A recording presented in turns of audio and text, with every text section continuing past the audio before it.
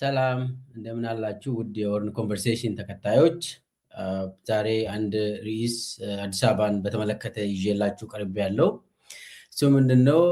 አዲስ አበባን የማፍረስና የማፈናቀል ሂደት ግቦቹና ያስከተለው አደጋዎች በሚል ነው በሰፊው የምንወያየው። በተለይ አብይ አህመድ ወደ ስልጣን ከመጣ ወዲህ አዲስ አበባ አካባቢ የተካሄደው መፈናቀሎች፣ ከተማውን የማፍረስ ሂደቶች እና ለምንድን ነው ይሄንን የሚያደርገው የሚለውን አንድ በአንድ እሄድበታለሁ። እስከ መጨረሻ ድረስ ተከታተሉኝ ያልኩኝ። ይህንን ቻናል ሰብስክራይብ ያላደረጋችሁ ሰብስክራይብ አድርጉ። ሼር፣ ኮሜንት፣ ላይክ ማድረግ እንዳትረሱ። ቀጥታ ወደ ያስኩት ወደ መጀመሪያ ነጥቤ ልሂድ። እሱ ምንድነው? አዲስ አበባን የማፍረስ ጉዳይ ነው። ማፍረስና ማፈናቀልም አንድ ላይ ነው የሚመጣው። ለምንድን ነው አብይ ይህንን ነገር የጀመረው? መቼ ነው የጀመረው የሚለውን አንድ በአንድ እሄድበታለሁ። በመጀመሪያ ደረጃ አብይ አዲስ አበባን ለማፍረስና ህዝብን ለማፈናቀል ሳይጀምር የራሱን ቤተመንግስት ነው ያፈረሰው። ማለት የ4 ኪሎ የነበረውን ነባር ቤተመንግስትን በማፍረስ የግሉ በማድረግ ነው መጀመሪያ የከተማውን የማፍረስ ጉዳይ የጀመረው። ከራሱ ቤት ከራሱ እንግዲህ የራሴ ቤተመንግስት ስለሚል ነው እንግዲህ አብይ የራሱን ቤተመንግስት ላይ ነው የመጀመሪያ ዙር ማፍረስ ጉዳይ የጀመረው።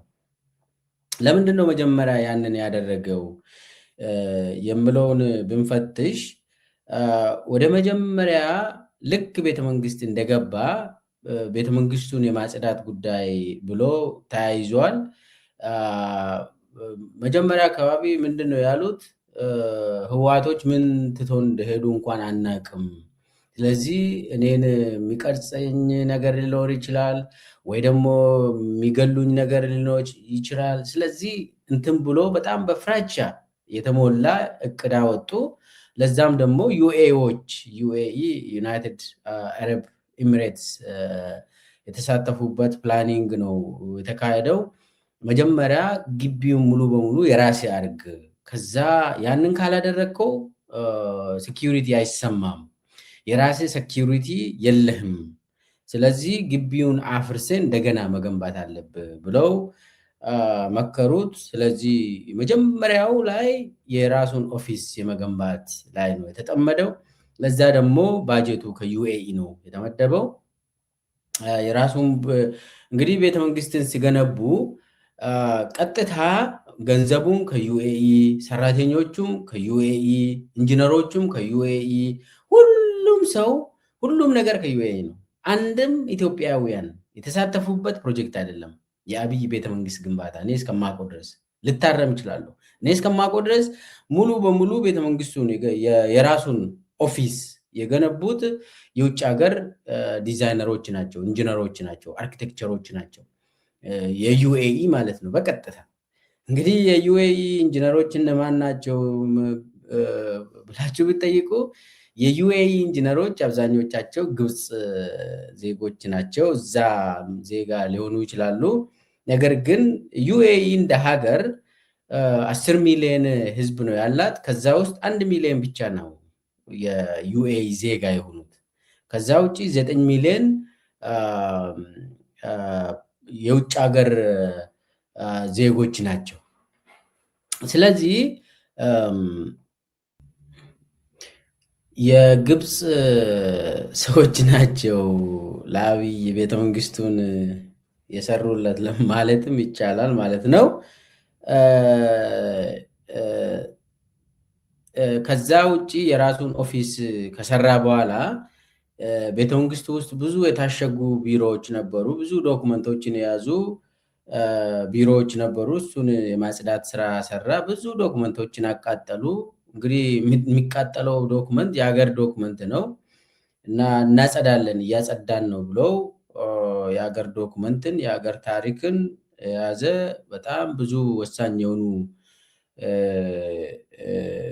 መዛግብቶችን እንዳቃጠሉና እንዳጠፉ ይታወቃል። እና ግቢውን የማጽዳት እና ከዛ በኋላ ደግሞ በታችኛው በኩል ያለውን የግብር አዳራሽ ከፈተ። ከዛ ዩኒቲ ፓርክ ብሎ ያንን ሰራ።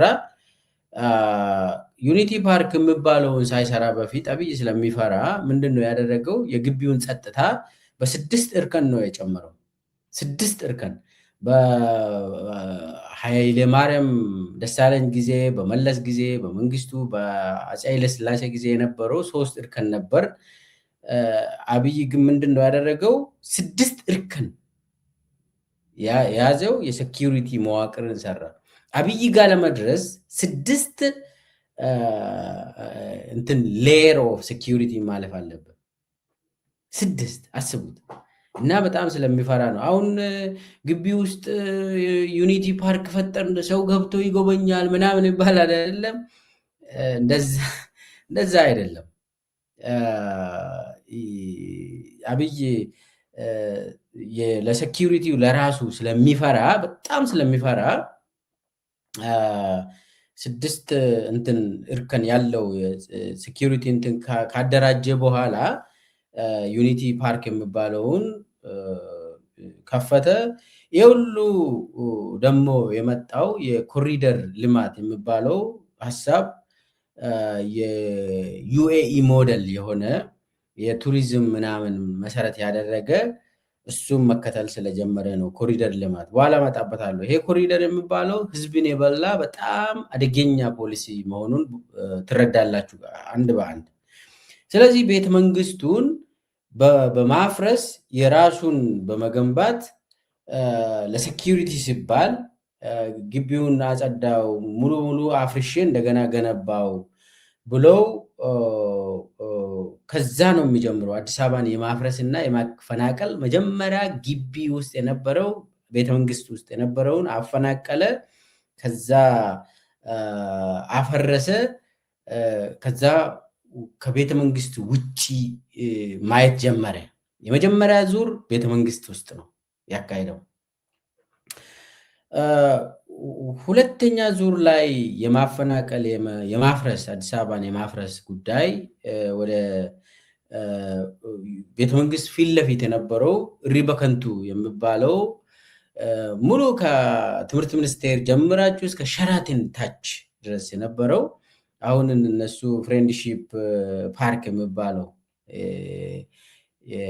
እና እሱ ላይ ነው እንግዲህ የመጀመሪያውን ማፈናቀል ስራ የጀመረው አብይ። እሪ በከንቱ 4 ኪሎ ሙሉ እስከ ሸራተን ሲያፈናቅሉ፣ በነገራችን ላይ ከዛ የተፈናቀሉ ሰዎች የት እንደተወሰዱ እንኳን አይታወቅም። የት እንደሄዱ እንኳን አይታወቅም። ከእሪ በከንቱ የተፈናቀሉ ሰዎች ምንም አይታወቅም።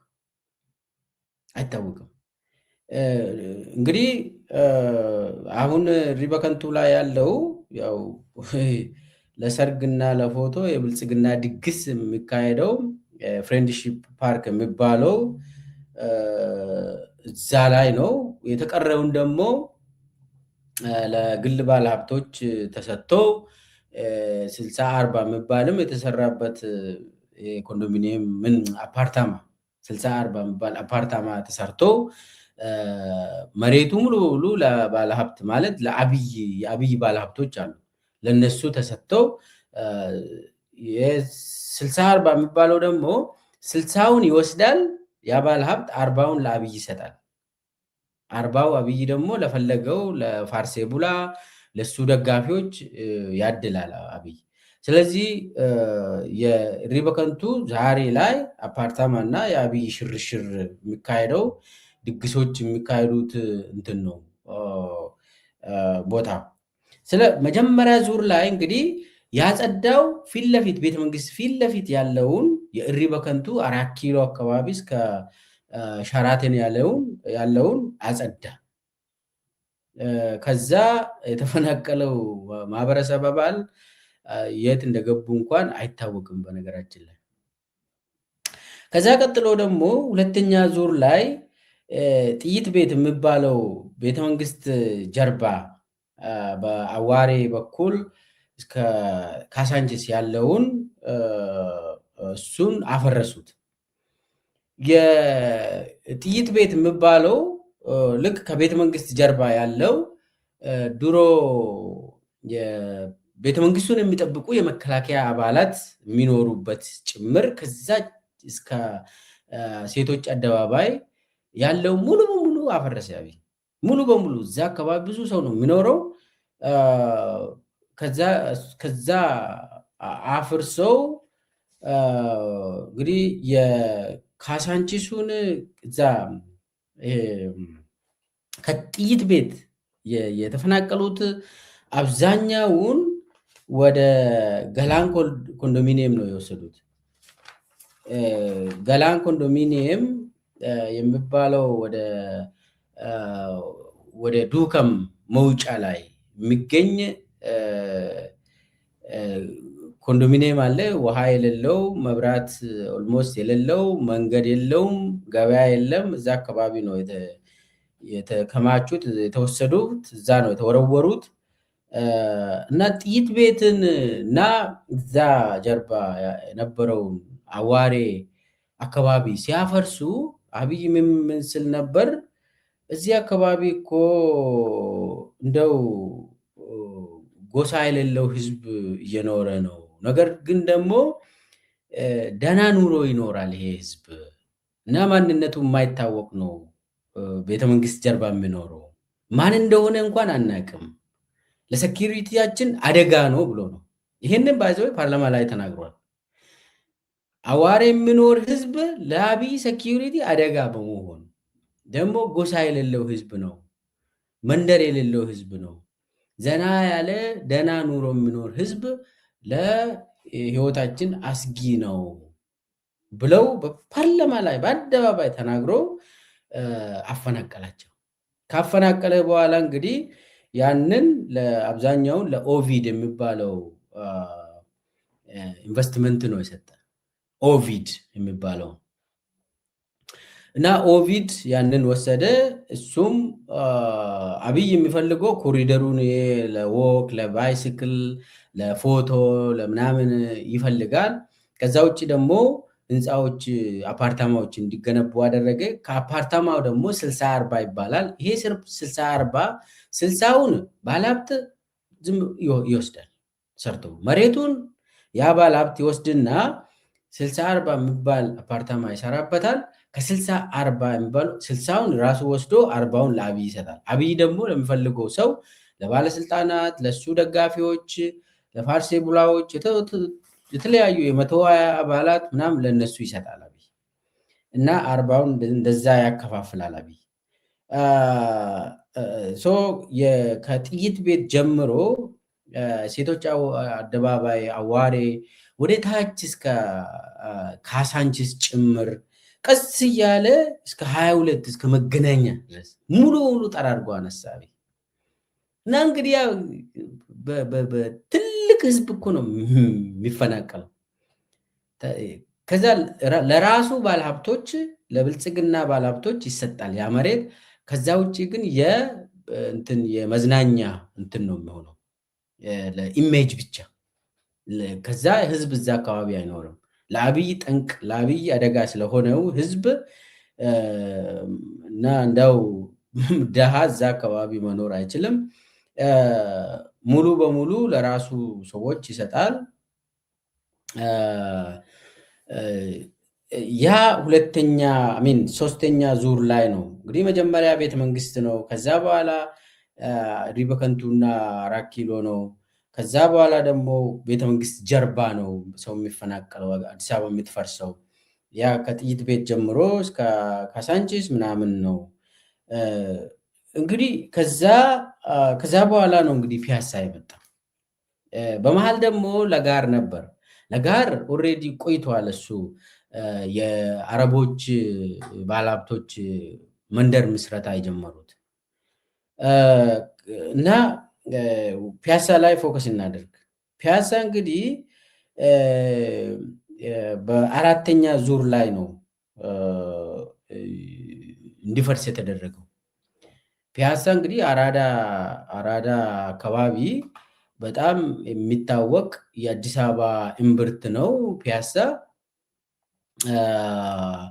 መገናኛ ሁሉም እንግዲህ እዛ ነው ሴንተሩ። የአዲስ አበባ ሴንተር ሙሉ በሙሉ አፈረሰ አብይ። ሙሉ በሙሉ አፈረሰ። እዛ የምኖር ህዝብ ሙሉ በሙሉ እንዲፈናቀል ተደረገ። ብዙ ሰው ነው እንግዲህ ከዛ የተፈናቀለው። መዓት ህዝብ ነው የተፈናቀለው። እንግዲህ ፒያሳ ስንል የአራዳ ህንፃ ዙሪያ ብቻ አይደለም። ከ4 ኪሎ ጀምራችሁ ወደ አፍንጮ በር ወደ ላይ ሄዳችሁ እስከ ቀጨኔ የሚወስድ ሙሉ ጉለሌ ውስጥ አፈረሰ። ከዛ ወደ ታች ደግሞ ከፒያሳ ጀምሮ እስከ ለገሃር ሙሉ በሙሉ አፈረሰው እና ሰፊ ነው የፒያሳ የፈረሰው ቤትና ቅርሶች መዓት ነው እንግዲህ እዛ አካባቢ ያፈረሰው። እንግዲህ የአራዳ ክፍለ ከተማ እምብርቷ ኦልሞስት አራዳ ክፍለ ከተማ ማንም ሰው አልቀረም። አራዳ የአዲስ አበባ ሴንተር የሆነችው ዋናዋ እንግዲህ አራዳ ነች። አራዳ ክፍለ ከተማ ነች። የአዲስ አበባ ያደገችው ባይዞ የአዲስ አበባ አራዳን ዙሪያ ነው እና ሙሉ በሙሉ አፈረሰ። አራዳ ክፍለ ከተማን ሙሉ በሙሉ አፈናቀለ። ቦታው ፈርሷል። ስለዚህ የአዲስ አበባ እምብርት ፈርሳለች። ሃርት ኦፍ አዲስ አበባ የሚባለው ሙሉ በሙሉ አፈረሰ። ከዛ የተነሱ የተፈናቀሉ ሰዎች ደግሞ ዜጎች ወደ ኮዬ ፈጬ ነው የተባረሩት። አንዳንዱ ደግሞ ግማሹ ደግሞ ወደ ቦሌ አራብሳም ተባረዋል። በነገራችን ላይ አሁን ተፈናቀሉ ስንል ተፈናቅሎ እዛ ነው የሄዱት ስላችሁ 10% ከመቶ 10% እንኳን ምትክ ቤት አግኝቶ አልተንቀሳቀሱም፣ አልሄዱም። መፈናቀል ሲባል ሙሉ በሙሉ 90%ቱ የት እንደገቡ አይታወቅም። የትም ከአዋሬም ይሁን ከፒያሳም ይሁን ከሳንቺስ እስከ 22 ከ4 ኪሎ ሪበከንቱ ከሁሉም ቦታ አብይ የሚያፈናቅላቸው ከፒያሳ ጭምር ከለጋር ጭምር እዛ አካባቢ የሚኖሩት እንግዲህ ከሚፈናቀሉት ውስጥ 10% አይሆኑም ባለቤት ተብሎም የተመዘገቡት በአብይ። ስለዚህ ለ10%ም አይሞላም። ለሁሉም ደግሞ 10% ነው። አሁን ባለን መረጃ ከተፈናቀሉት ውስጥ አብይ ምንድነው የአብይ መዋቅር ምንድነው የምለው 10% ብቻ ነው ምትክ የሚያገኙት። አንድ ኮንዶሚኒየም ምናምን ነገር የሆነ ስቱዲዮ ባለ 2 መኝታ ምናምን ነገር የሚያገኙት ከመቶ 10 ብቻ። ስለዚህ በመቶ ምናምን ሺህ የሚቆጠር አባወራዎች ውስጥ ስንትም እንደሚያገኝ አስቡት። የተፈናቀለው ከሚሊዮን በላይ ነው የሚሆነው። ከዛ ውስጥ 10% አይሆንም ቤት ያገኘው። ሌላውስ የት ገባ? እግዚአብሔር ይወቀው። ግማሹ ወደ ደቡብ ክልል፣ ግማሹ ወደ ኦሮሚያ፣ ግማሹ ወደ አማራ ክልል፣ ግማሹ ውጭ ሀገር፣ ግማሹ በባህር ተበላ። እንደዚህ ነው የሆነው ሰው። አብይ እንደው አካባቢውን የምታሰምር ከሆነ ልማት ከሆነ ማህበረሰቡን አታባረርም። ማህበረሰቡን እንደው ገንብተ እዛው ትመልሳለህ። አይ እንትን ነው ከተባለ ማለት ነው ከቦታውን ማሳደስ ፈልጋለሁ እንዲያምር ፈልጌ ነው ካልከው ትሰራና አፓርታማውን መልሰ ደግሞ እዛው እንዲኖሩ ታደርጋለህ፣ አካባቢውን አሳምረ። ያ ማለት ልማቱ ህዝብን ይዞ ወደ ላይ ያድጋል ማለት ነው። ግን ደግሞ አብይ እንደዛ አይደለም። ዋናው መሰረቱ ማህበረሰቡን፣ ህዝቡን፣ ዜጎቹን ስለሚፈራ ነው አብይ የሚያባርረው። እሱ በኮሪደር ስም ያፈናቅላል። ዋናው የሚያፈናቅልበት ምክንያት ስለሚፈራ ነው፣ ለሴኪዩሪቲው ሲባል ነው። ራሱ የተናገረው ነው። ባይዘው ይሄንን ከጥይት ቤት አካባቢ ከአዋሬ ከቤተ መንግስት በስተጀርባ የነበሩ ማህበረሰብ አባላት ሲፈናቀሉ እዚህ አካባቢ የሚኖሩት እኮ ማንነታቸው የማይታወቅ ነው፣ አደጋ ነው ለእኔ ስልጣን ብሎ ነው። እንደውም ዜጋ እንዴት አደጋ ይሆንበታል አብይ ላይ? እና እንደዛ ነው እንግዲህ የድሃ ቤት አፍርሶ ያፈናቀለው ሙሉ በሙሉ። ስለዚህ ከፒያሳ አሁን እንግዲህ የተፈናቀሉ ዜጎች በአብዛኛው ቦሌ፣ አራብሳ እና ኮዬ ፈጬ ነው የተባረረው። ከዛ ውስጥም ተከራይቶ እየኖረ ያለው አለ። በኋላ እመጣበታለሁ አንድ በአንድ። እንግዲህ ፒያሳ ውስጥ ወርቅ ቤቶች ናቸው የፈረሱት። የተለያዩ ቅርሶች አሉ የተደመሰሱት እና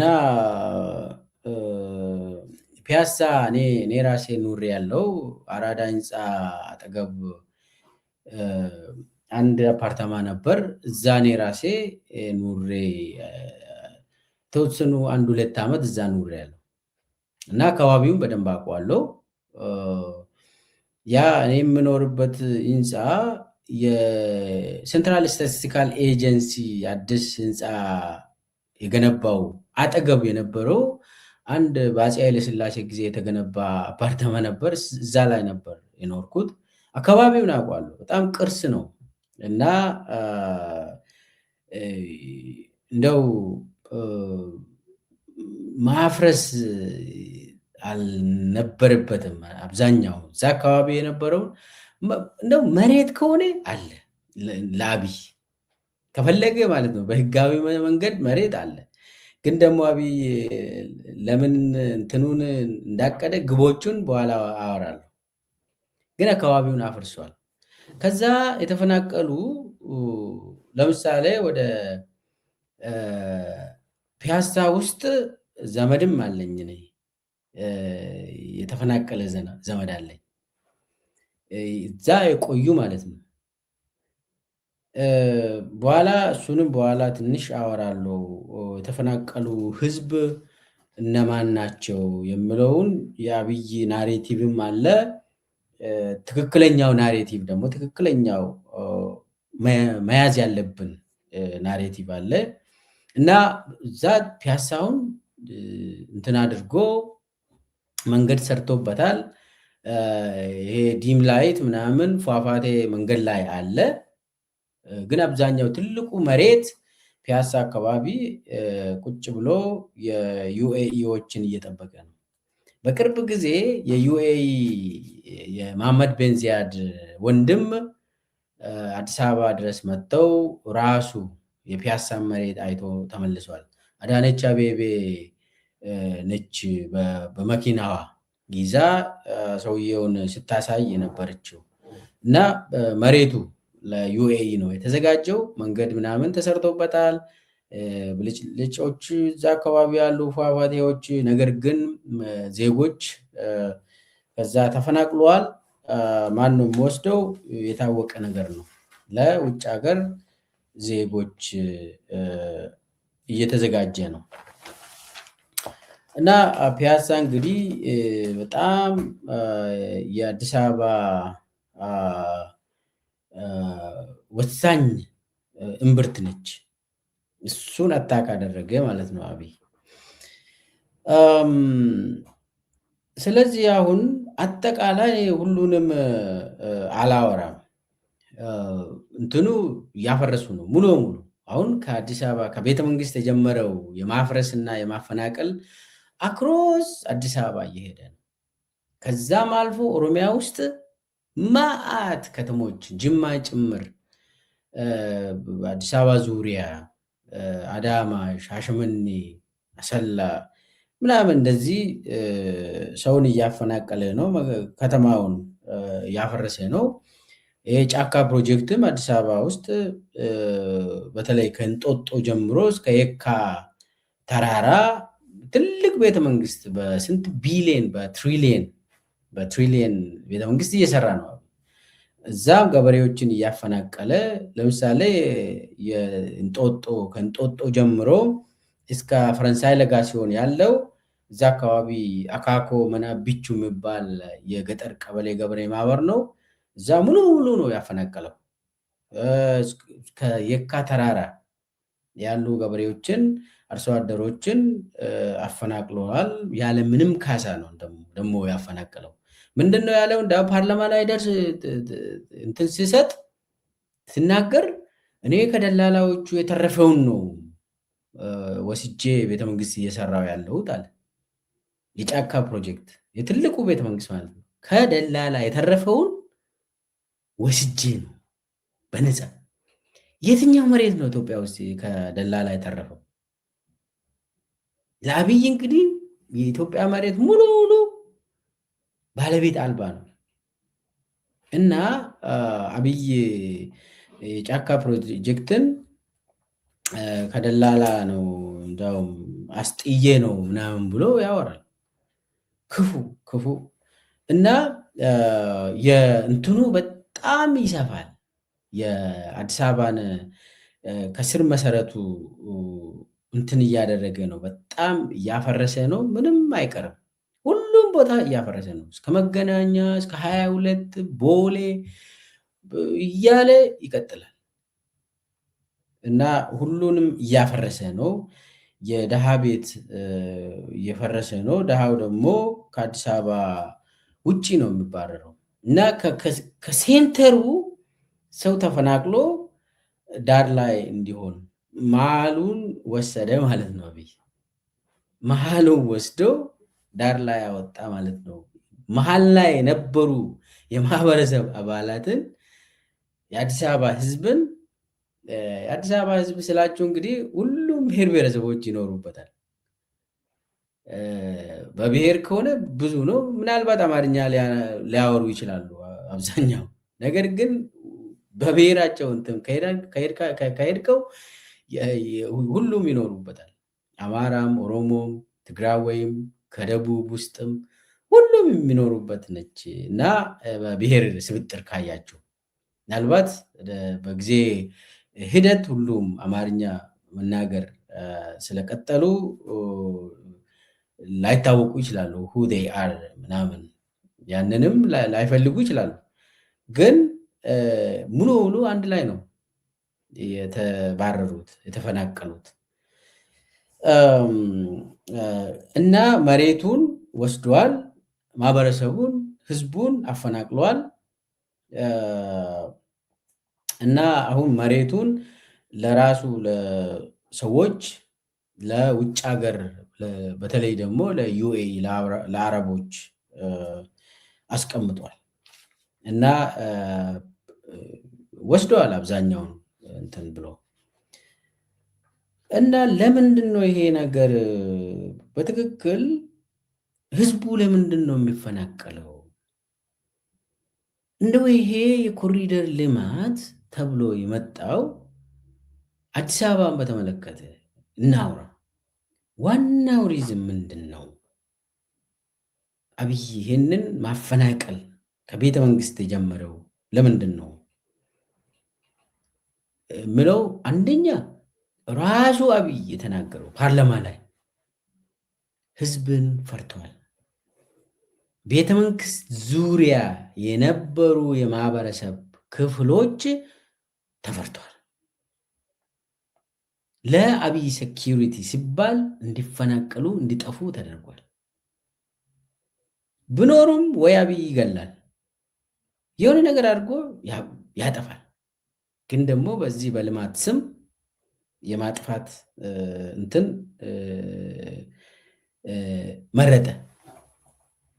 አንደኛ ስለዚህ ከቤተ መንግስት ግንባታው ጀምራችሁ ካያችሁ እሱ ራሱም አብይም የተናገረውን ከወሰዳችሁ ዋናው ሪዝን ዋናው ምክንያት የሴኪሪቲ ጉዳይ ነው። የአብይ የደህንነት ጉዳይ ነው። አብይ ከህዝብ ጋር መኖር አይችልም። ከደሃ ጋር መኖር አይችልም። በቃ ከማህበረሰብ ከዜጎች ጋር መኖር አይችልም። ይፈራል፣ ይገሉኛል ብሎ። ይሄ የሳይኮሎጂካል ችግር ነው። የፈሪነት እንትኑ አባዚው በጣም ከባድ ነው። ይፈራል። አሁን ሰሞኑን ቴዲን ማሸበር እኮ ፈርቶ ነው። ሃጫሉን መግደል እኮ ፈርቶ ነው። ታዋቂ ሰዎችን ካላጠፋው መኖር አልችልም ይላል። በአጠገቤ ሰው ከኖረ የሆነ ሌሊት ተነስቶ ሊገለኝ ይችላል ብሎ ይፈራል አብይ። ስለዚህ አዋሪ አካባቢ ጥይት ቤት ወይ ደግሞ እሪ በከንቱ ሰው መኖር አይችልም የአብይ አጠገብ። አንዱ የሴኪሪቲ ጉዳይ ነው። ሁለተኛው በዚህ ስለሚፈራ የኢኮኖሚ ሪዝንም አለ። የአዲስ አበባ ህዝብን ፓወርለስ የማድረግ ሀብት አልባ እንዲሆኑ የማደህየት ፕሮግራም ነው። ህዝብን የማደህየት ፕሮግራም ነው። ህዝብን ከመሰረቱ ደግሞ ማፍረስ ነው። እንዴት ነው የምታደህየው? በማፍረስ ህዝብን ታፈርሳለህ። እንዴት ነው የምታፈርሰው? አንደኛ ፒያሳ የምባል ማህበረሰብ እዛ አካባቢ ኖሯል እኮ። እኔ ፒያሳን በጣም እወዳለሁ እዛ ስለኖርኩኝ። እኔ ትምህርቴንም መጀመሪያ ዲግሪ፣ ሁለተኛ ዲግሪ፣ ሶስተኛ ዲግሪ እንደተማርኩት 6 ኪሎ ነው። ከ6 ኪሎ ጀምሬ እንደው ወደ ታች 4 ኪሎ እያልክ ፒያሳ ምናምን ፒያሳ ውስጥም ኖሬያለሁ። 6 ኪሎ ቤቴ ነው። 4 ኪሎ እየቀኑ ነው እና እኔ አራዳን አውቀዋለሁ። አራዳን አብይ ከመሰረቱ አዲስ አበባ ማፍረስ ማህበረሰቡን ማፍረስ ሲፈልግ አብይ ማፍረስ ነው ስራው። አሁን አራዳ የሚባል እንትን የለም፣ አፍርሷል አብይ። እዚህ ላይ አራዳ አካባቢ ተከራይቶ የሚኖር ይበዛል። እርግጥ ነው ተከራይቶ ቢኖርም ቤቱ ነው፣ ማንነቱ ነው። እዛ አካባቢ ለረዥም ጊዜ የኖረ ማህበረሰብ አለ እና እነኝን ታፈናቅላለ፣ ትበትናለ። እዛ ሲኖር የነበረው እድር ይኖራቸዋል፣ አብረው ጽዋ ይጠጣሉ፣ እቁብ ይኖራሉ። የራሳቸው እቁብ ይሰበስቡና እዛ መሰረት ይኖራሉ። የማህበረሰብ እንትን ላይፍ አለ። ፒያሳ ይሁን ካሳንቺስ ይሁን መገናኛ ይሁን የትም ቦታ ብትሄዱ አዲስ ከተማ ልጆች ማህበረሰቡ አለ እና ስታፈናቅል ያንን ሙሉ በሙሉ አሁን ማሽን ነው የምታደርገው። ከሆነ ቦታ ወስደ ወደ ሌላ ቦታ የምትወስደው ማሽን ብቻ ነው። ሌላ ቦታ ትተክላለ፣ ከዛ በኋላ ይንቀሳቀሳል። ህዝብ ግን እንደዚህ አይደለም እና ከዛ የሚፈናቀሉ ደግሞ ለተወሰነ 10% እንኳን የማትሆን ህዝብ ነው እንግዲህ መተኪያ ተብሎ ይሄ ቤት የሚያገኘው እና ማህበረሰቡን የመበተን የመስበር የማደህየት አለ። ፒያሳ አካባቢ የሚኖር ሰው ቢዝነስ ይሰራል። ይህ ግልጽ ነው። አከራይቶ የሚኖር ደህና ኑሮ ይኖራል። ግድ ነው ይሄ። ተከራይቶ የሚኖር ምናልባት ሊቸገር ይችላል። ነገር ግን የሚያከራዩ ሰዎች አባወራዎች ደህና ኑሮ ይኖራሉ። በኢትዮጵያ ደረጃ አንድ የተወሰነችውን ለሱቅ አከራይቶ ደህና ኑሮ ይኖራሉ። ስለዚህ አብይ የሚፈራው ራሱን የቻለ ራሱን ችሎ ገቢ ያለው ማህበረሰብን ይፈራል አብይ። ለምን? ራሱን የቻለ በኢኮኖሚ ራሱን የቻለ የማህበረሰብ አባል እምቢ ይላል፣ አይገዛም።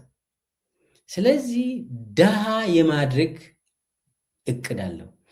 በተለይ ደግሞ ቅድም እንዳልኳችሁ አራዳ ማለት የአዲስ አበባ እምብርት በመሆኗ ብዙ ገቢዎች የሚገኙበት ቦታ ነው። ያንን ማፍረስ ማለት ከምንጩ ነው የምታፈርሰው ማለት ነው። አዲስ አበባ የሚባል ነገር ይጠፋል። ታፈርሳለህ፣ ታጠፋለህ። ከዛ በኋላ የምታዋቅረው ብልጽግና የሚባል ማንነት የያዘ ማህበረሰብ ብቻ ነው እዛ የሚኖረው። እሱም ደግሞ በባለ ሀብቶች በዩኤኢ እንግዲህ ከአረቦች የሚመጡ እንደዛ ነው። እና ዋናው እንትኑ ለደህንነት ሲባል ለቤተ መንግስት ለስልጣኑ ሲባል ማህበረሰብን ምን የማባረ የማፈናቀል የማፍረስ ስራ ይሰራል ማለት ነው። ያሳዝናል። ከዛ ቀጥሎ ለእኔ በጣም አደጋ ነው ብሎ ካሰበ ከምንጩ የማፍረስ ጉዳይ ያደርጋል አብይ። አዲስ አበባ ላይ የሆነ ያለው ይሄ ነው። አሁን ማንም ሰው አይቀርም አዲስ አበባ ላይ ማንም ሰው መሀሉን አሁን ተረከበ አብይ ለራሱ እና ለዩኤኢ ለባለሀብቶቹ ለፋርሴ ቡላዎቹ ተረከበ። ባለሀብቶች ማለት የብልጽግና ባለሀብት ነው እንጂ ሁሉም ባለሀብት አይወስድም። እና መሀሉን ወስዶ መሀል ላይ ነበሩ ዳር ላይ አወጣ ማለት ነው አብይ። ፍልስፍናው እዚህ ጋር ነው፣ ቅኔው እዚህ ላይ ነው። አንዱ ይሄ ነው። ደግሞ የሚገርም ነገር ኦሮሚያ ካድሬዎች አካባቢ በስልጠና በስብሰባ ላይ የሚወራ በጣም የሚያሳዝን ነገር አለ። ምንድን ነው የሚሉት? አዲስ አበባን ይኸው አማራን አፈናቀል ነው ብሎ ስብሰባ ላይ ያወራሉ። የኦሮሚያ ካድሬዎች አማራን አፈናቀልንላችሁ ብለው አስቡት። ይሄንን ምን ማለት ነው? ኦሮሞ መጀመሪያ ላይ በእነኚህ ሰዎች ስለተፈናቀለ ይኸው ዛሬ ደግሞ እኛ አፈናቀልናቸው ብሎ በስብሰባ ላይ ያወራሉ እና አብይ እነ ብልጽግና ካድሬዎች። አሳፋሪ ነው። ሲጀመር እንደኛ የኦሮሞ ሕዝብ እክሌን አፈናቅሉልኝ ብሎ አልጠየቅም። የኦሮሞ ሕዝብ ጥያቄ ፍትሐዊ ስርዓት ይምጣ፣ በአገር ደረጃም በአዲስ አበባ ደረጃም ሌብነት ይቁም፣ ሰላም ይምጣ፣ ፍትሐዊ ነገር እፈልጋለሁ ብሎ ጠይቋል። የኦሮሞ ሕዝብ እክሌን አፈናቅሉልኝ እና ኮሪደር ስሩልኝ፣ መሬቱን ደግሞ ለዩኤኢ ባለሀብቶች ለመሐመድ ቤንዚያድ ስጡልኝ አላለም ኦሮሞ ሕዝብ አንድ ብሎ። የኦሮሞ ሕዝብ ጥያቄ አይደለም። እነሱ የሚፈልጉት ነገር አለ፣ እሱን ነግራቸዋለሁ።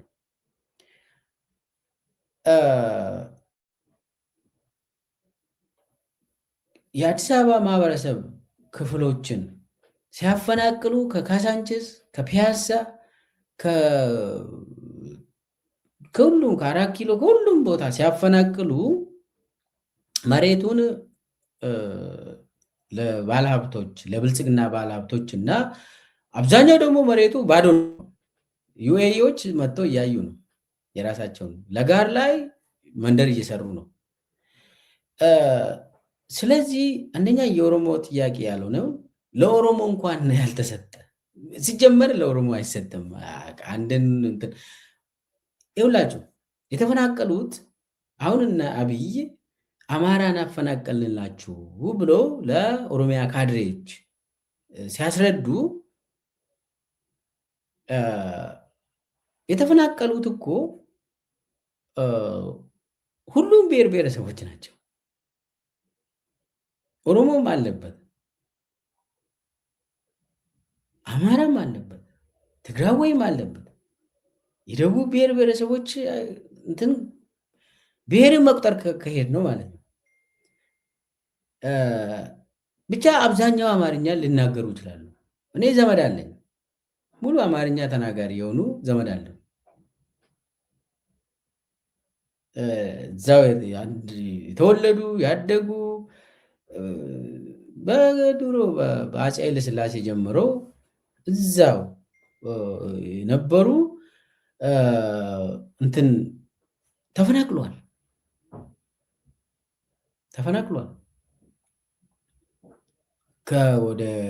ከአፍንጮ በር ጀምሮ እስከ ቀጨኔ ምናምን ብዙ አሉ። እና ምን ለማለት ነው? የምትፈናቀለው አንድ ላይ ነው የምትፈናቀለው። ግን እነ አብይ ለኦሮሚያ ካድሬዎች የሚሉትን ነው የምነግራቸው።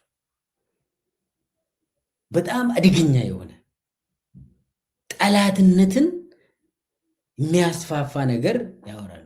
መሬቱን እኮ ለዩኤኢ ለኦቪድ ካምፓኒዎች፣ ለተለያዩ የአብይ ካምፓኒዎች አሉ። እነሱ ናቸው የሚወስዱ። የ120 አባላት ባለጊዜዎቹ ይወስዳሉ። እነኚህ ባለጊዜዎች ደግሞ ኦሮሚያ ላይ ሰውን ይጨርሳሉ።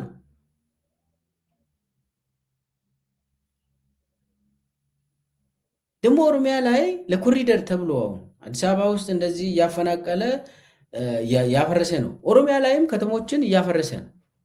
ለምሳሌ ጅማ፣ እንግዲህ አብይ እዛ ነው የተወለድኩት ይላል። ጅማ ራሱ የተናገረው አብይ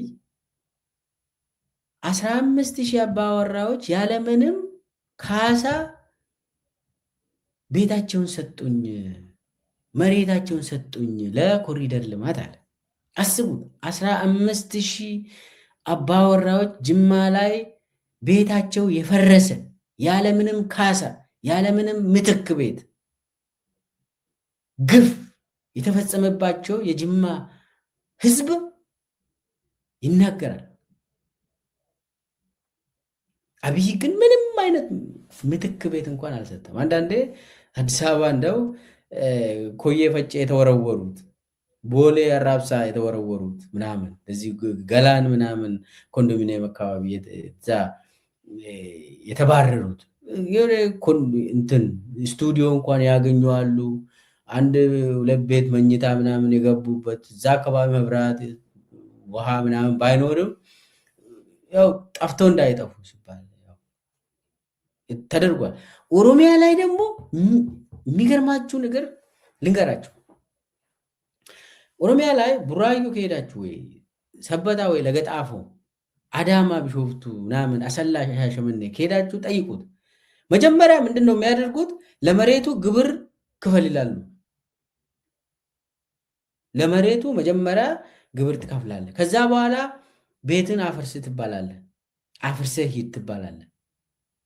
ከፍለ አፍራሽ ግብረ ኃይል ይመጣል። አፍርሰ ለአፍራሽ ግብረ ኃይል ከፍለ ነው የምታፈርሰው። እላይ ላይ አፍርሰ ነው የምትሄደው። ኦሮሚያ ላይ ግፉ ኦሮሚያ ላይ የራስን መሬት የራስን ቤት መጀመሪያ ግብር ያስከፍለዋል። አሰራሩ ጠይቁት። ዱከም ሄዳችሁ ቢሾፍቱ ሄዳችሁ ጠይቁ። ግብር ትከፍላለህ። ከዛ በኋላ አፍራሽ ግብረ ኃይል ይመጣል፣ ትከፍላለህ ለነሱ። ቤትን ለሚያፈርሱ ግብረ ኃይል አበላቸውን ለዶዘር ለምናምን ለውሃ ለአበል ምናምን እሱን ከፍለ ነው። የት ነው የምትሄደው አይታወቅም። ያንን ከፍለ ግፉ የመጨረሻ ግፍ ነው። ኦሮሚያ ላይ ደግሞ የተከናወነ እና በዛም ኦሮሞን እያፈናቀሉ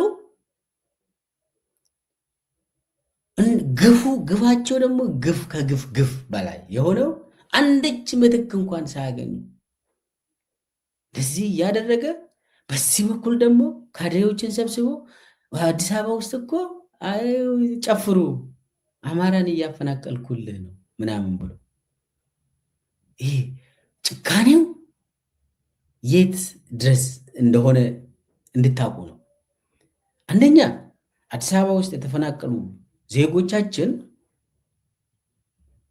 እኔ የብሔር ስብጥራቸውን በደንብ አላውቅም፣ ግን ሁሉም አለውበት። እኔ የራሴ ቤተሰብ አባል አውቃለሁ፣ ማለት የዘመዶች አሉ የተፈናቀሉት። ካሳንቺስ ደግሞ የማውቃቸው አካባቢ ሰዎች እዛ አካባቢ አምቦ ሰዎች ካሳንቺስ እዛ ተወልዶ እዛ ቤት ያላቸው የተፈናቀሉ ደህና ግቢ የነበራቸው አንድ ስቱዲዮ ያገኙ እኔ አውቃለሁ። አንድ ስቱዲዮ እና ስታፈናቅል አዲስ አበባ ውስጥ ሁሉንም ነው የምታፈናቅለው። ስትናገር ደግሞ እዛ አካባቢ ሲኖሩ አንድ ሆኖ ነው። በነገራችን ላይ ህዝቡ የሚኖሩ አዲስ አበባ ውስጥ አንድ ሆኖ ተመሳሳይ እንትን ነው ያላቸው። ጠንካራ ህዝብ ነው። እምቢ ማለት ከፈለጉ እምቢ የሚሉ ሰዎች ናቸው። መኖርም ይችላሉ ቤታቸውን አከራይተው። አብይ የፈራውም እንደዚህ ሀብት ያፈሩ እኔ ያጠገብ ከኖሩ ለእኔ አይሆኑም ነው ብሎ ነው እነሱን ያፈናቀላቸው።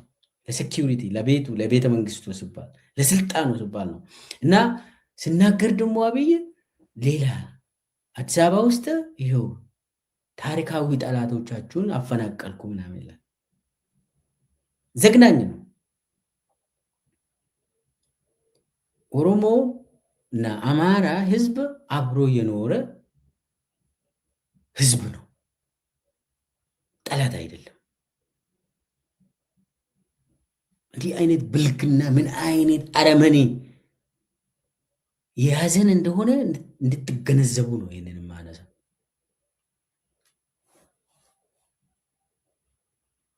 ኦሮሞን እንደዚህ እየጨፈጨፈ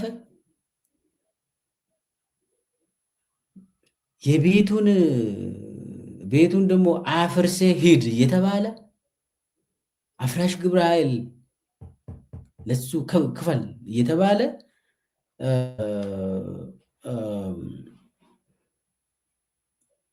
እንደዚህ እየተጫወቱ በዚህ ደግሞ ህዝብን ጠላት የማድረግ እና ሁለቱም ህዝቦች ሁሉም ብሔር ብሔረሰቦች ኢትዮጵያውያን ጠላቶች አይደሉም፣ ወንድማማቾች ናቸው። አብሮ የኖሩ አብሮ መጥፎ ነገር እያሳለፉ አብሮ ነው የተፈናቀሉት።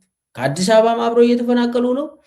በኢትዮጵያ ደረጃ ደግሞ አብሮ ነው እየተሰቃዩ ያሉት፣ አብሮ ነው እየተፈናቀሉ ያሉት። ዋናው የአብይ ዓላማ ጠላትነትን ስር የሰደደ ጠላትነት እንዲኖር ነው፣ እንዳይተባበሩ ነው። የኢትዮጵያ ህዝብ እንዳይተባበር፣ ትግራይና አማራ እንዳይተባበር፣ ወልቃይት አካባቢ ብዙ እየተሰራ ነው። ኦሮሞና አማራም እንዳይተባበር አዲስ አበባ አካባቢ ብዙ ነገር እየተሰራ ነው። ከድንበር አካባቢ ብዙ ፌክ ሸኔ ምናምን ፌክ ፋኖ ምናምን ሰርቶ ማህበረሰቡ እንዳይታረቅ ማለት ፐርማነንትሊ እንዲለያይ ለማድረግ የሄዱበት ነው። እና እኔ እስከማውቀው ድረስ ኦሮሞ ህዝብ ከወንድሞቹ ጋር አብሮ ሆነው እየተፈናቀለ ያለው ከአዲስ አበባም ከአዲስ አበባ ውጭም፣ ይሄ መታወቅ አለበት። እና ሌላው ዓላማው ቅድም እንዳልኳችሁ ከተማ ውስጥ ሰው እንዳይኖር ነው። አዲስ አበባ ጭምር የህዝብ ቅነሳ ላይ ነው አብይ ያለው። ኦሮሚያ ውስጥም አዲስ አበባ ውስጥም ህዝብን እየቀነሰ ነው። አብይ እኮ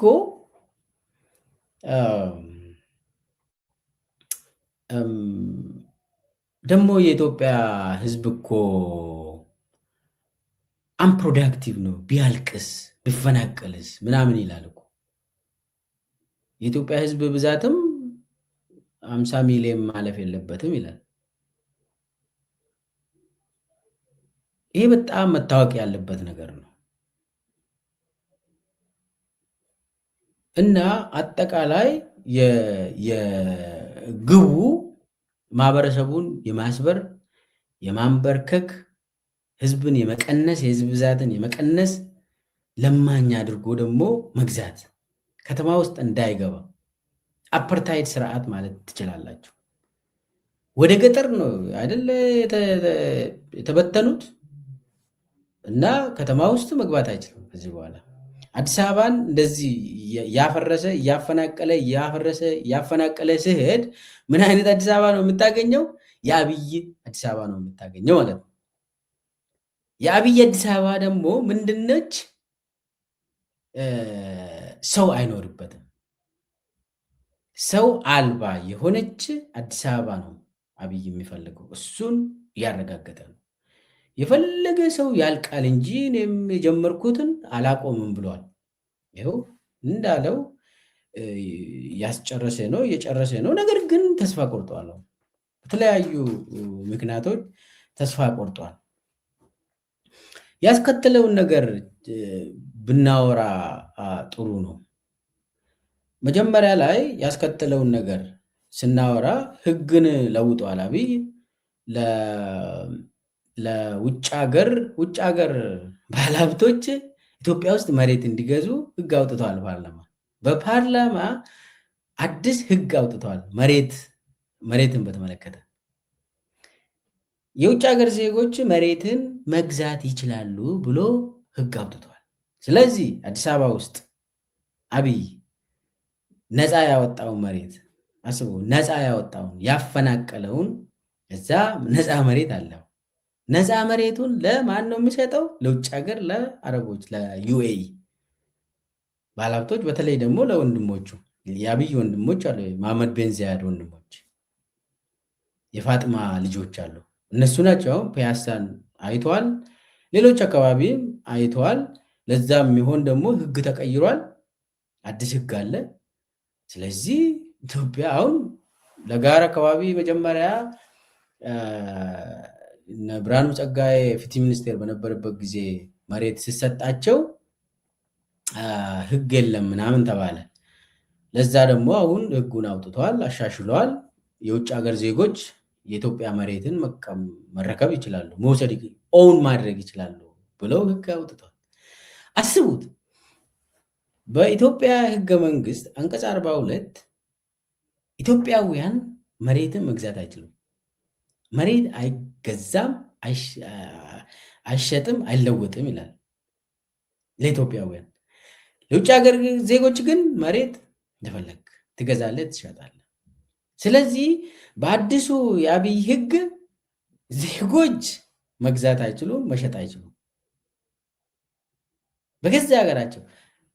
ለውጭ ሀገር ዜጎች ግን በተለይ ለዩኤኢ ሰዎች ባለሀብቶች እሱ የአብይ ወንድሞች መሬት እንዲገዙ ያ ደግሞ በአይኤምኤፍ የተደገፈ አይኤምኤፍ ደግሞ የመሬት ስርዓትን ለውጥ ብሏል። ኢኮኖሚውን አይኤምኤፍ ነው የሚቆጣጠረው። ስለዚህ የአይኤምኤፍ ህግ የሆነው መሬት ይሸጣል ብሏል። ኢትዮጵያውያን አይገዙም፣ ግን ደግሞ ሌሎቹ ባለሀብቶች ከውጭ ሀገር የመጡ ይገዛሉ ማለት ነው። አንዱ የህግ ጉዳይና በዘላቂነት አዲስ አበባ የማን ልትሆን ነው ለምለው መልስ ታገኛላችሁ። በዘላቂነት አዲስ አበባ ለኢትዮጵያውያን አትሆንም። አብይ የያዘበት አካሄድ በዘላቂነት ለወደፊት አዲስ አበባ የውጭ ሀገር ነች፣ ይሸጣል። አብይ ዶላርን ነው የሚፈልገው። ይህንን በደንብ መያዝ ያስፈልጋል። መጀመሪያ ላይ ስለዚህ የአዲስ አበባ መሬት የማን መሬት እንደሚሆን ለወደፊት ግልጽ እየሆነ መጥተዋል። በአብይ ዘመን እና አብይ ስልጣን ላይ እስከ ቆየ ድረስ አዲስ አበባ ህዝብን እያፈናቀለ በራሱ ሰዎች የተካ ማለት ብልጽግና ባለሀብት ነው። የእሱ የብልጽግና አስተሳሰብ ነው እዚህ ወሳኝ የሚሆነው። ዩኤኢ ወሳኝ ነው እዚህ ላይ።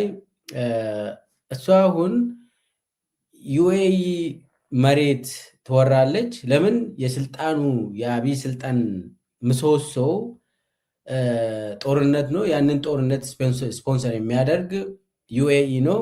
አሁን ዩኤኢ እንግዲህ በኢራኑ ጦርነት ዩኤኢ በጣም ተጎድታለች።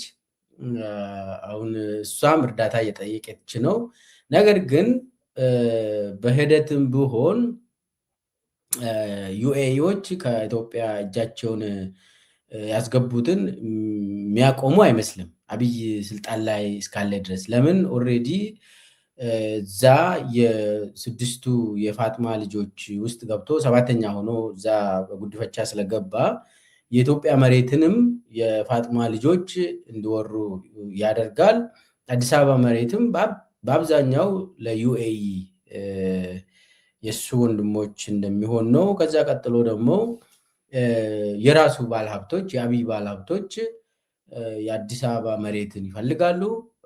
የአዲስ አበባ መሬትን እነሱ ስለሚፈልጉ ህዝቡን ደግሞ አብይ ያፈናቅላል፣ አብይ ያጠፋል። መሬቱን ደግሞ በራሱ ሰዎች እንዲያዝ ያደርጋል። እዚህ ላይ ህዝብ ይፈናቀላል፣ ይጠፋል። መሬት የአብይ ነው የሚሆነው። መሬቱን ተጠቅሞ ደግሞ አብይ የባይስክል፣ የኮሪዶር፣ የዎክ፣ የፎቶ፣ የግብዣ፣ የድግስ እንትን ያደርጋል። ህዝብ የሚኖርበት አይሆንም። ያ የብልጽግና አስተሳሰብ ነው። ልማት ያለ ህዝብ ከንቱ ነው የሚሆነው። ህዝብን ማየት አይፈልግም አብይ። ከዛ ባለፈ ደግሞ የማህበረሰብ እሴቶች ይጠፋሉ። ሶሻል ላይፍ የሚባል ጠፍተዋል። አሁን ካሳንቺስ ወይ አዋሪ አካባቢ ሲኖሩ የነበሩ የኢትዮጵያ ዜጎች ማህበረሰቦች እንግዲህ የራሳቸው እሴቶች አላቸው፣ እድር አላቸው፣ ድንኳን በለቅሶ ጊዜ ጥለው የሚቀመጡበት እንትን አላቸው። ይህ ሁሉ እርግፍ አድርጎ ትቶ ነው እንግዲህ የተበተኑት። ንግድ የነበረው ሰው ንግዱን ትቷል። ትምህርት ላይ የነበረው ሰው ትምህርቱን ትቶ አቋርጦ እንዲወጣ ተደርጓል። ተበትኗል ሰው። ስለዚህ ማንነት የሚባል ነገር ተበትኗል። ከዚህ በኋላ ተመልሶ የሚኖሩበት ታሪክ የለም። እንግዲህ አስቡ፣ ቤታችሁን ከልጅነታችሁ የነበራችሁትን ቤት አሁኑኑ ልቀቅ፣ ጥፋ ስትባሉ ምን እንደሚሰማችሁ እንደ አንድ ዜጋ ምን እንደምትሆኑ አስቡት ያንን። ስለዚህ ማህበረሰብን አፈረሰ። በተለይ ደግሞ እዚህ ላይ ሲሪየስሊ አብይ ያነጣጠረው ቤተመንግስት ዙሪያ አለ። ከዛ ቀጥሎ ደግሞ አራዳ ክፍለ ከተማን ድርምስምሱን አወጣ ሙሉ በሙሉ። አራዳ የአዲስ አበባ እምብርት ነች። አሁን አራዳ ላይ ማንም ዜጋ መኖር አይችልም። የብልጽግና ባለሀብትና አብይ ብቻ ነው እዛ ላይ ወክ የሚያደርገው። ማታ ማታ አሁን እዛ አካባቢ ከአብይ ጋር የሚሰሩ ልጆች አሉ። አንዳንድ መረጃዎችን የሚሰጡ አንዳንዴ ያው ማታ ማታ ይጨነቃል። አብይ ወደ ማታ ሲደርስ በጣም ይጨናነቃል። ሳይኮፓት ነው እንትኑ። ያ በየቀኑ የዋሽ ቀኑን ሙሉ ሲዋሽ ስለዋለ ማታ ደግሞ ይጨንቋል። በሽተኛ ነው፣ የጭንቀት በሽታ አለበት። ስለዚህ ወጣ ብሎ ወክ ያደርጋል። ፒያሳውን አልፎ አልፎ ከነደመላሽ ጋር ወክ ሲያደርግ ይታያል እና አንዳንዴ አልፎ አልፎ ታገኛላችሁ። በነገራችን ላይ ደመላሽ እና አብይ በፍጹም አይለያዩ። ለምን? ደመላሽ ግፍ ሰርተዋል ኦሮሞ ላይ። አሁን 120ውን በበላይነት እሱና ቶፊቅ መደድ ነው የሚመሩት። ስለዚህ በ120 ኦሮሞን አስጨፍጭፎ አሰቃይቶ አዲስ አበባ ላይ ደግሞ ባለጊዜዎችን አደራጅቶ እንግዲህ መሀል ከተማ ላይ ባለጊዜ ራሱ መሬት አይወስድም። አብይ 120 ብሎ የሚጠቀመውን ገሞ አካባቢ፣ ጃሞ አካባቢ ቅርታ፣ ጃሞ ኤሪያ፣ የካ ወደ ሽሮ ሜዳ፣ አሁን ሽሮ ሜዳ ሁሉ ለባለጊዜዎች እየተሰጠ ነው። ወደ ጉለሌ ወደ ላይ ወደ ኮልፌ ወደ አቃቂ አካባቢ፣ ቦሌ አራብሳ፣ ቦሌ ቡልቡላ፣ ኮዬ ፈጬ አዳዲስ ክፍለ ከተማዎችን የገነቡት እዛ አካባቢ ነው አሁን ባለጊዜዎቹ። እናም አዲስ አበባ ዙሪያ ሸገር ብሎ ሸገር ከተማ የመሰረቱት ለባለጊዜዎቹ ነው እና እዛ ነው የሚበሉት። ግን ይህንን ማፊያውን የሚያደራጀው ቶፊቅ መደድና ደመላሽ፣ ከኦሮሚያ ደግሞ ሽመልስ፣ አራርሳ መርዳሳ አሉ። ብርሃኑ ጸጋይም ባይዘወይ በጣም ወሳኝ ሰው ነው እዚህ ላይ እና አጠቃላይ አዲስ አበባ ህዝብን እንደዚህ ያፈናቅለው ቤት አልባ አድርጎ ንብረት አልባ አድርጎ ድሃ አድርጎ አጥፍቶ አንዳንድ ወደፊት እንግዲህ የሚጠናው ማህበረሰብ ጠፍተዋል ተብሎ ይጠናል ወደፊት እና በአብይ ጊዜ የጠፉ ማህበረሰቦች ተብሎ የሚጠኑ አሉ። እዚህ ላይ አንድን ብሔር ብቻ አይደለም፣ አዲስ አበባ ህዝብን ነው እያጠፋ ያለው አብይ። ይህንን በደንብ መያዝ አለብን። ቅድም የኦሮሚያን ጉዳይ እንደነገርኳችሁ ይብሳል ጉዳዩ። ቤትን አፍራሽ ግብረ ኃይል ጠርተ ለነሱ ከፍለ ነው የምታፈርሰው። ከዛ በኋላ ደግሞ የት እንደምትሄድ እንኳን አይነገርም እና ዘመድ ካለ ዘመድ ጋር ትገባለ ገጠር። እንደዛ ነው እና ከከተማ አብይ ኦሮሚያ ውስጥ አሁን ከተሞች አሉ አይደል? በቃ ከከተማ ሰውን እያባረረ ነው። ደግሞ ግብር ክፈልና ቤትን ደግሞ አፍርሰ ሂድ ይባላል። ምን ማለት ነው? አስቡት እስቲ። ለመሬቱ ግብር ይወስዳሉ፣ ቤቱን ደግሞ አፍርሴ ነው የምትሄደው። እላይ ላይ አፍርሴ የት ነው የምትሄደው? ዘመድ አዝማድ ምናምን ገጠር ካለ እዛ ነው የሚሄዱት ሰዎች። እና ግፈኛ ነው ይሄ። ኮሪደር ምናምን ብሎ አብይ ያመጣው ማህበረሰብን የማፍረስ የማዳከም የመበተን የማፈናቀል ስራ ነው የሚሰራ። ይሄ ፖሊሲ ነው። ከላይ አብይ የሚጠቀመው ለስልጣኔ አደጋ ናቸው ብሎ የሚሰጋ በተለይ የከተማ ሰው ሀብት ካለው ራሱን ችሎ ይቆማል፣ ይቃወመኛል ብሎ ያስባል። የገጠሩን ደግሞ ዝም ብሎ ወታደር ሂዶ እየገደለ መኖር ስለሚችል አብይ የከተማውን በመበተን ነው ስትራቴጂው በጣም ክፉ በመሆኑ ነው። አሁን እዚህ ላይ እና ማህበረሰብን የመበተን አለ እዚህ ዓላማዎቹ ውስጥ። ስለዚህ ሰመራይዝ ስናደርግ የአብይ ግቦች አንደኛ ምንም አይነት ተቃውሞ ከከተማ አብይ ላይ እንዳይነሳ ማድረግ፣ ያንን ደግሞ ለማግኘት የነበሩ ማህበረሰቦችን ማፍረስ፣ ሀብታቸውን መውሰድ፣ መቀማት፣ ከዛም ለማኝ እንዲሆኑ ወይ ደግሞ እንዲጠፉ ማድረግ። ያንን ተጠቅሞ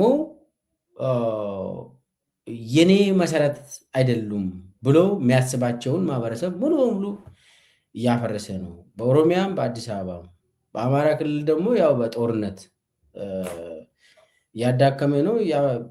የማፍረስ ስራ እየሰሩ ነው ሁሉም ቦታ። እንግዲህ ያስቡት አዲስ አበባ ህዝብ እንደው አብይ ሲመረጥ እኮ እልልልልልል ብለው፣ የኦሮሚያ ህዝብ አብይ ሲመረጥ ቶክስ በደስታ ቶክስ ነበር እኮ። አምቦ አካባቢ ቶክስ ነበር።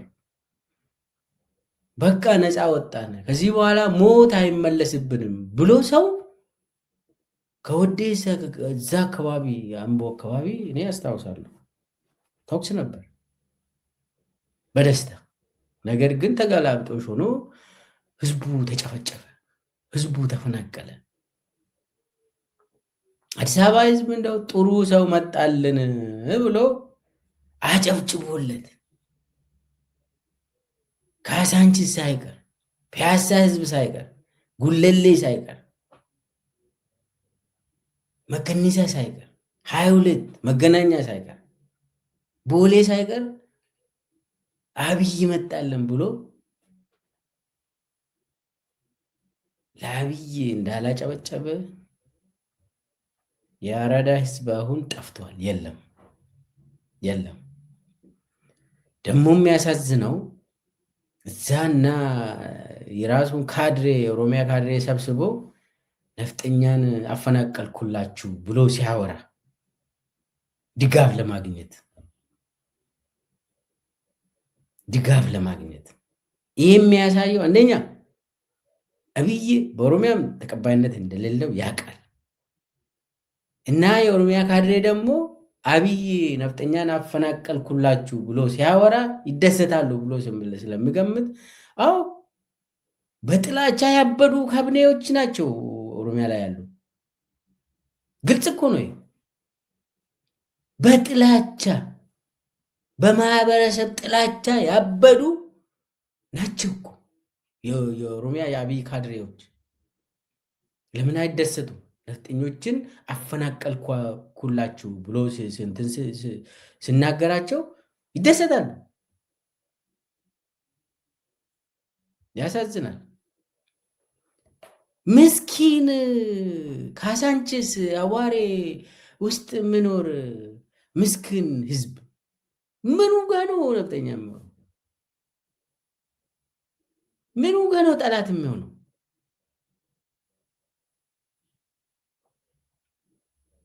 የኦሮሞ ህዝብ የአዲስ አበባ አስተዳደር ግፈኛ ነው ብሎ ከዚህም በፊትም ጥያቄ ሲያነሳ ነበር። አሁን ደግሞ የባሰ የግፍ ግፈኛ ነው በኦሮሞ ስም የመጣ አዲስ አበባ ላይ።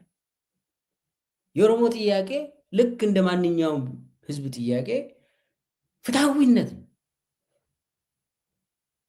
አዲስ አበባ ላይ ጥያቄ ነበረው። አዎ፣ ግን ደግሞ አፈናቅሉልኝ ኤኬሌ የምባል ቡድንን ግደሉልኝ አላለም አላለም። እነ አብይ ግን ጅምላ የአዲስ አበባ ህዝብን እያፈናቀሉ እያጠፉ ድራሻቸውን እያጠፉ እዚህ ካድሬ ጋር ሄዶ የሚናገሩት በጣም አደገኛ ነው። ለወደፊት አደገኛ ኢትዮጵያ ውስጥ እንዲህ አይነት ጥላቻ ስር እንዲሰድ እያደረጉ ነው። የማይሆን ነገር እንድንሰማ ሊያደርጉን ነው። የኢትዮጵያ ህዝብ ከእንቅልፉ ካልተነሳ አብይ የሚያመጣው ችግር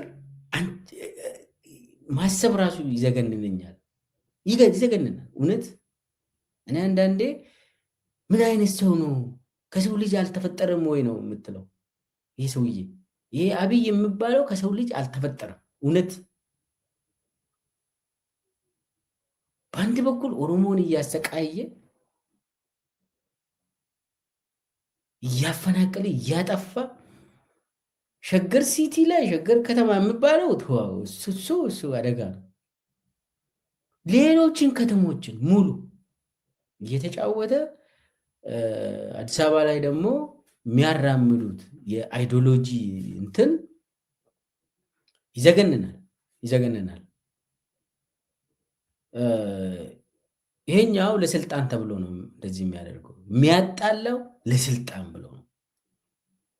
ከአዲስ አብይ ስልጣን ከያዘ ወዲህ ኦሮሞ ህዝብ ከአዲስ አበባ አንድች ነገር አላገኘም። ማፊያ ቡድን ተደራጅቶ በ120 እና በባለጊዜነት የሚዘርፍ ቡድን የአብይ ስርዓት የሚዘርፍ ቡድን ተደራጅቶ አዲስ አበባ ላይ እያሰቃየ ነው። ይህ ግልጽ ነው። ኦሮሞ እንደ ኦሮሞ እንደ ህዝብ አንድች ነገር ጉዳት እንጂ ምንም አላገኘም። ስለዚህ ኦሮሞም ሌሎችም የኢትዮጵያ ማህበረሰብ ክፍሎች አብሮ ነው ሲጠፉ፣ አብሮ ሲለሙ፣ አብሮ ነው አሁን እየተጎዱ ያሉት፣ አብሮ ነው እየተፈናቀሉ ያሉት፣ አብሮ ነው ስቃዩን እየቀመሱ ያሉት፣ እየተገደሉ ያሉት አብሮ ነው የኢትዮጵያ ህዝብ። እና አብይ የሚያደርገው ከፋፍሎ የመግዛት በጣም አደገኛ፣ ይሄ ደግሞ በጣም የባሰ ነው።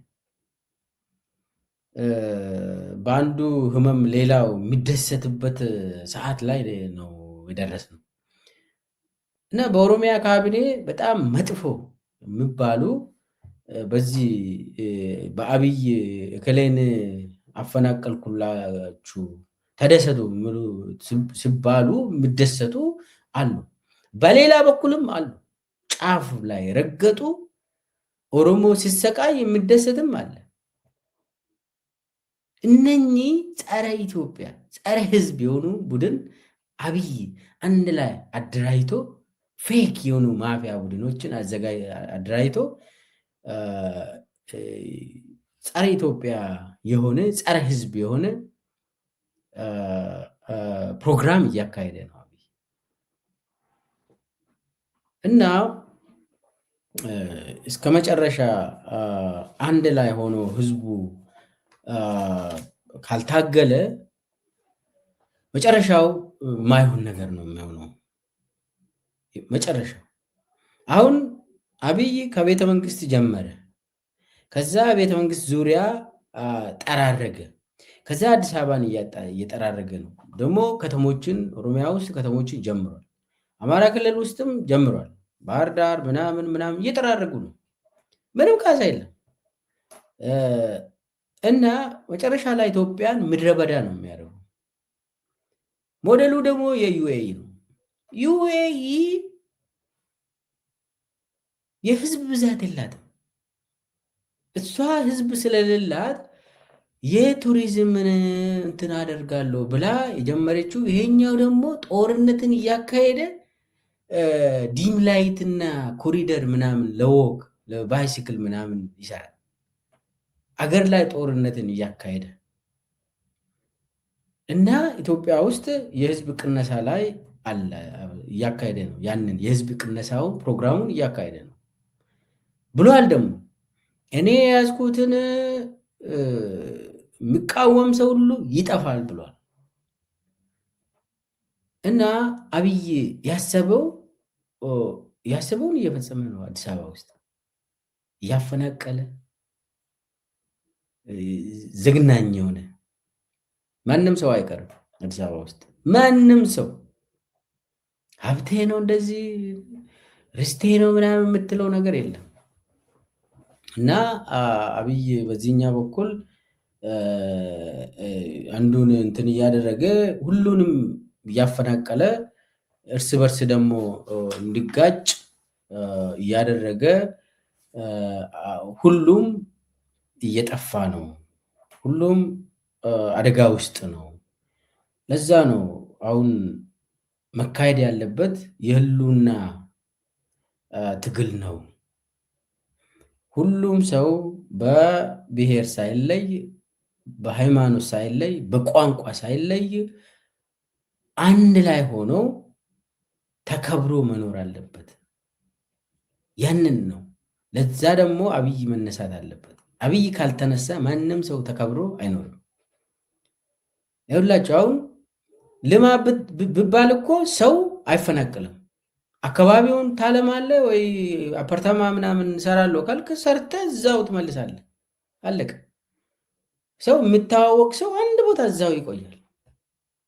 እንደ እድሩ እዛው ይቆያል። በቃ አለቀ። እንደ ጽዋው እዛው አብሮ ይቆያል። አሁን በትነሃል እና ልማት አይደለም፣ ይሄ ጥፋት ነው። ስለዚህ ወደፊት ትግሉ ምንድን ነው? ወደ ቤት መመለስ አለብህ። ወደ ሀብት መመለስ አለብህ። የራስን ሀብት መልሴ ትረከባለህ። ኦሮሚያ ውስጥም አዲስ አበባ ውስጥም የትም ቦታ ማንኛውም ሰው የተቀማውን ሀብቱን መልሶ መውሰድ አለበት። ያንን ደግሞ የምታደርገው አብይን በማንሳትና በማንሳት ብቻ ነው የምታገኘው። መብትን አታገኝም። አብይን ላይ አስቀምጠ ግማሹ የአብይ ብልጽግና ስር የሄደ ግማሹ የት እንደገባ እንኳን ሳይታወቅ ጠፍተው ይሄ አያዛልቅም። ሁሉም ይጠፋል ማለት ነው። የጊዜ ጉዳይ ነው እንጂ ጠረፍ ላይ ያለውም ይደርሳል፣ ይመጣልሃል። ከቤተ መንግስት ጀምሮ ቤተ መንግስት ዙሪያ ያጸዳው ያፈናቀለው እስከ ቤት ድረስ ይመጣል። እስከ ሞያሌ ድረስ ይሄዳል። እስከ ቤጊ ድረስ እስከ ቤንሻንጉል ጉሙዝ አልፎ ጋምቤላን አቋርጦ እስከ ሱዳን ይሄዳል። በሰሜን እስከ ትግራይ ይሄዳል። የጊዜ ጉዳይ ነው። በምስራቅ እስከ ጅጅጋ አልፎ እስከ ቀብሪ ዳር ይሄዳል። ሰውን ያጠፋል፣ መሬቱን ይፈልጋል።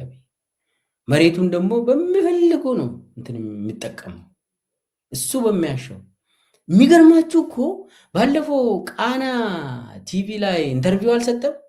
ቃና ቲቪ ላይ ኢንተርቪው ሲሰጥ ስቴዲየም አካባቢ ያለው የቃና ቴሌቪዥን ስቱዲዮ ላይ ቁጭ ብሎ ኢንተርቪው ሰጥቶ ውጭ ሆኖ ነው እንግዲህ ኢንተርቪው ሲሰጥ የነበረው እዛ ሲነግሩ እና በጀርባው ቪው እስከ ፒያሳ እስከ ጊዮርጊስ የሚታይ ነው ቪው። በመሃል አንድ ህንፃ ገባቻሉ። እሱ ኢንተርቪው ሲደረግ ቪው የእሱ ጀርባ ከስቴዲየም እስከ ፒያሳ እስከ ላይ ጊዮርጊስ ምናምን አንድ ህንፃ መሃል ገብታ ከለከለችዋል ያንን ቪው። ወዲያውን ኢንተርቪውን ከጨረሰ ደውሎ ያችን ህንፃ በጠዋት በንጋቱ ተነስቶ ፈርሶ ማግኘት አለብኝ አለ። በአንድ ሌሊት ያን ህንፃ አፈረሱ። ለኢንተርቪው በቪው ጥሩ አልመጣም ብሎ። እንዲህ አይነት ሰው ነው ኢትዮጵያን እየገዛ ያለ። እንዲህ አይነት ሰው ነው አዲስ አበባን እየተጫወተበት ያለ። አዲስ አበባ ውስጥ እንግዲህ አዲስ አበባ የራሱ ታሪክ አለው። ችግሮች ነበሩ፣ አዎ። ነገር ግን እንደዚህ ሙሉ በሙሉ አታጠፋም። አጥፍተስ ምንድን ነው ያደረግከው? ሌላውን ከውጭ ሀገር አምጥተህ ትሰጣለህ። ይሄ በጣም በጣም የወረደ በኢትዮጵያ ታሪክ አንድም ጊዜ ታይቶ የማይታወቅ ተሰምቶ የማይታወቅ ለወደፊትም የውጭ ሀገር ዜጎች ከተማውን ይረከባሉ። የኢትዮጵያውያን ዜጎች ደግሞ ገጠር ውስጥ ይኖራሉ። ለስራ ከተማ ገብተህ ልትወጣ ትችላለህ። ይህ ነው የሚሆነው ከዚህ በኋላ። ልክ የአፓርታይድ ስርዓት ነው የሚሆነው። ኢትዮጵያውያን ውስጥ አይኖሩም። ውስጥ መኖር አይችሉም። ያው የአዲስ አበባ ኑሮ ነው ምናምን ሊባል ነው። አሁን እንግዲህ አሁንም ሆነው ድሮም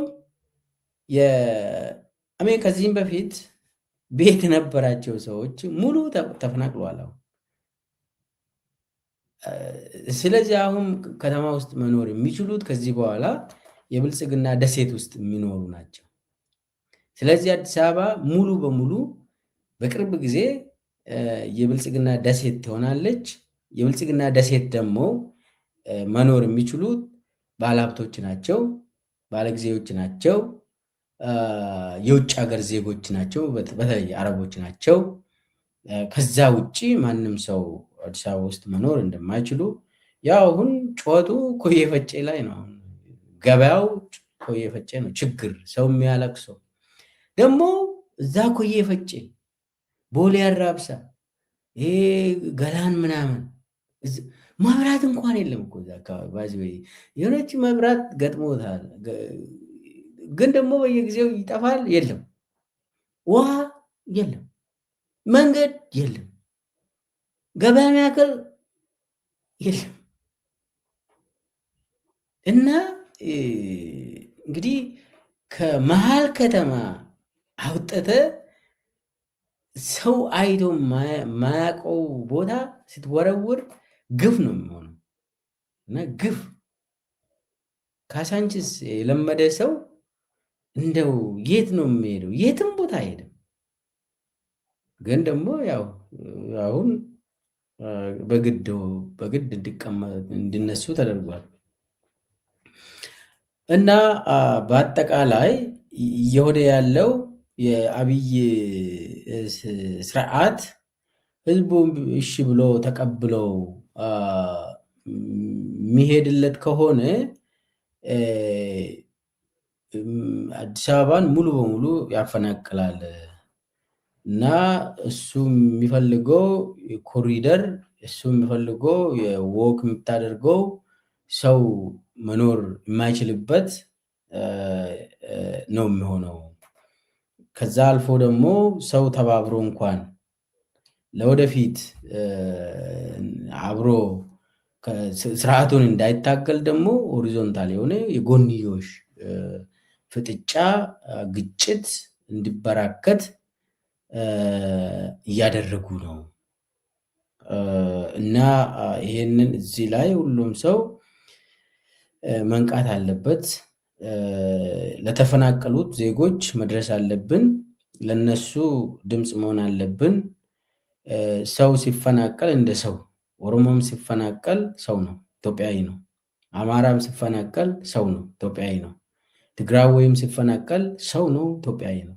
ስለዚህ ሁሉም ኢትዮጵያውያን ሲፈናቀሉ በደል ሲደርስባቸው አንድ ሆነን ካልቆምን ተበታትነን ተከፋፍለን የአብይ እራት ነው የምንሆነው። ይኸው አሁንም እየደረሰብን ያለው ይሄ ነው። ስለዚህ የግድ ማለቅ የለብንም። ማህበረሰቡ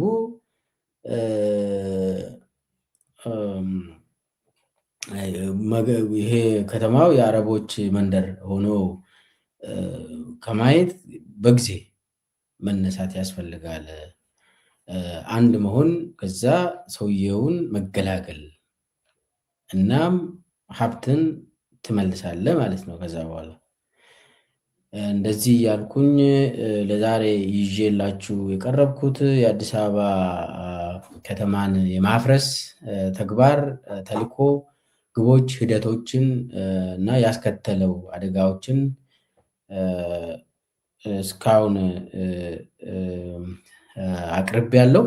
ስለተከታተላችሁኝ አመሰግናለሁ።